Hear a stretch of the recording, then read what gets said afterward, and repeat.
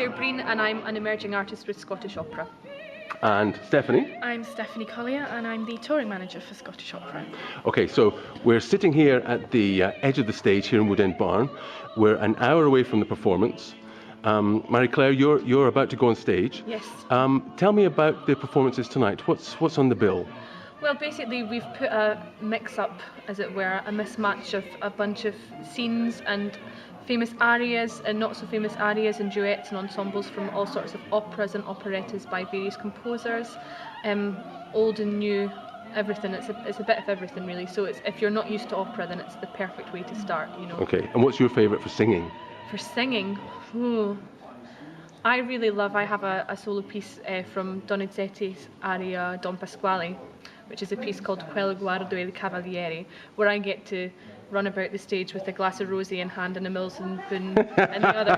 So there's a certain poignancy with that one. That's one of my favourites anyway, and I get to sing some top notes, which is always good fun. Let me just turn the camera to the stage. So we've got, it's like a gazebo, really, isn't it? Yeah. I mean, we have to fit it in a van. We have to unpack it and repack it every single night. So it has to be something that's quite easily foldable and versatile. Yeah. Yes. And now you're an emerging artist. Does that mean that this is all new to you and you've never had a go at this tour before? This is my first professional engagement. I've studied for the past 7 years in opera and in music, and that I basically did my undergraduate and postgraduate and masters in opera and music. And then as an emerging artist, I began working with Scottish Opera, our only professional company in the country, and I've basically been brought on as a sort of apprentice, as it were, and I've been put through so many various steps. I've been chorus member for Figaro.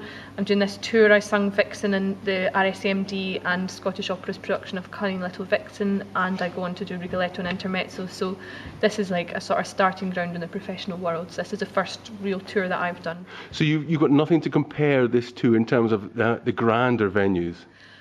No, I've sung in some pretty grand venues. Right, okay. But this is the first sort of tour, home away from home kind of thing that I've had to do, and you know, and getting together with new folk and new singers and sort of putting on something of this calibre night after night. Yes. You know, away from home. You know, we're on a tour bus every other day. Right. Hold on to that, because I'm going to ask you in a minute what that's like. Stephanie, let me just turn to you. So, your title? You're the touring manager. Okay. How does this venue, Wood End Barn, how does this compare to some of the other places that you might go? Because we're in rural Scotland here. This isn't Glasgow Concert Hall. No. It's a really good venue. There's lots of great facilities. There's great facilities backstage, which is often quite important to us. Sometimes that can really vary from venue to venue. Mm-hmm. So quite often we might just be somewhere that doesn't have a box office, so we'll be doing everything front of house, programme sales, checking tickets, that kind of thing. Right. But here at Wood End Barn we've got lots of help, and you're going to help us with front of house and stuff. So it's a great venue for us. And I think what I want to know is what's the barest venue you play? Do you ever end up in this is a barn. This is a very comfortable heated barn. Do you ever play in a genuine barn where it's very uncomfortable? Not quite. There'd probably be some health and safety issues there. But I'd say probably the two most remotest places we're going on this tour is Sanday in Orkney, and they've got they're quite a small population on the island. But what is so important about this type of tour is that will be their big event of say their whole year, their cultural year. So the whole island will come and come to the venue. They're making a fuss of us with food and a ceilidh afterwards as well. So it's a really important thing for the communities. The other one we've been to is Crawford John, which is just sort of South Lanarkshire. Oh right, yes. And again, that was a big community thing for them. It's only a small populated area, but everyone comes from farms and fields, far away, and that's what the tour is designed to do, is to get to these various parts of Scotland. Yes. So. And what kind of feedback do you get from people about the performances that you put on at the experience? You get all sorts of feedback. Most of it is good, which is obviously that's what you want, pleasing. Isn't it? That's what we want. Again, Crawford John being another example. we got an email from the lady who was our contact there, and she said they were all talking about it in the pub afterwards. And you know, sometimes we've got sort of obscure pieces and then well-known pieces. So if there are people who are experts of opera, there's still something in there for them. Whereas, as Marie Claire said, there are some well-known pieces as well. So if you're new to opera, it's a perfect introduction to opera for them. Yes. Can we just go up on the stage very quickly and look down into the audience? Because I just want to see what it's like from Marie Claire's point of view. So let's just go up here. So keep careful as we go up the stairs. And we're running round into the... Wow. Okay, so Marie Claire, this is where you do your stuff, isn't it, really? Yeah, this feels comfortable. This is comfortable to you, is it? Yeah, exactly. There's nothing really frightening about this, you know. It's a nice hall, there's enough people, and we're sold out tonight, aren't we, in Wood End Barn? We're sold out tonight. So it'll be so lovely tonight to just see people fill right up to the curtains there, you know, and as long as they enjoy it, we enjoy it, you know. That's part of the fun of what we do, and you know, it's nice that we've got a bit of a stage here as well, so there's a wee bit more, I don't know, pomp and circumstance about it, you know. It's nice to have a wee bit of distance as well, because sometimes in some of the venues we've been on people's laps, you know, literally singing in their face, which if you sit in the front row you don't quite bargain for it, but tonight there's a wee bit of distance, so they won't feel as such a part of the performance as some other people have. But and at 7:30, before the curtain goes up, you're at the back. Is your heart going like that, or are you easy about it? Yeah, every place brings a new challenge. You know, we don't know how the audience are going to react.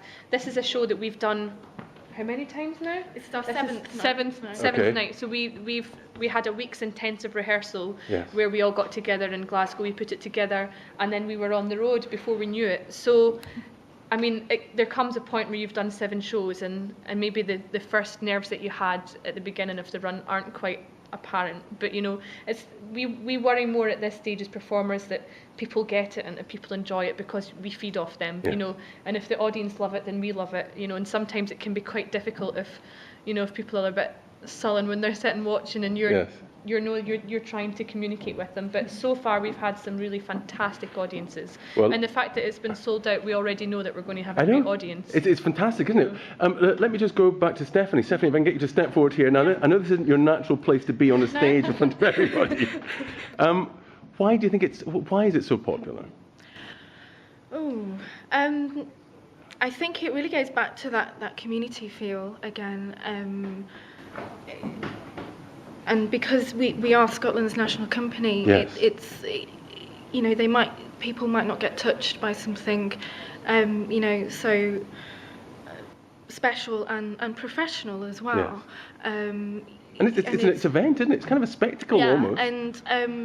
And this Opera Highlights is something we try and make work wherever we go, whereas the larger productions, you know, they have a lot more restrictions and stuff. So I think that's why people come to see it. I think also from an audience's point of view, you know, if you want to go and see an opera, you're kind of putting yourself forward for a 3-hour sob fest. You know, some of the operas are so heavy, and unless you have a bit of knowledge about opera, then you can pick a really difficult opera to go and see for the first time. I had a friend who the first opera they went to see was Tristan and Isolde, and it's like one of the most elongated and heart-wrenching stories. So that was a bit of a hard first time. But something like this just gives them a little idea of what opera is about. We've got some serious stuff, we've got some fun stuff, we've got some romantic stuff, we've got some real sort of villainous stuff in it as well. So there's something that's going to cater for everyone, composers, moods and everything. So if they take something away that they like and they think, oh wow, there's a Verdi opera coming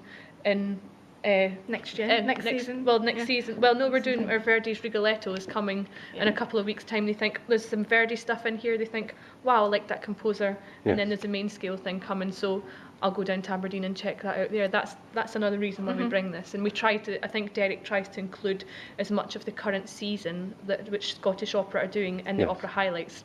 It just makes more sense that way, doesn't it? Well, people better get in early next time you're around here at Wood End Barn, because, as I said, it's a sellout.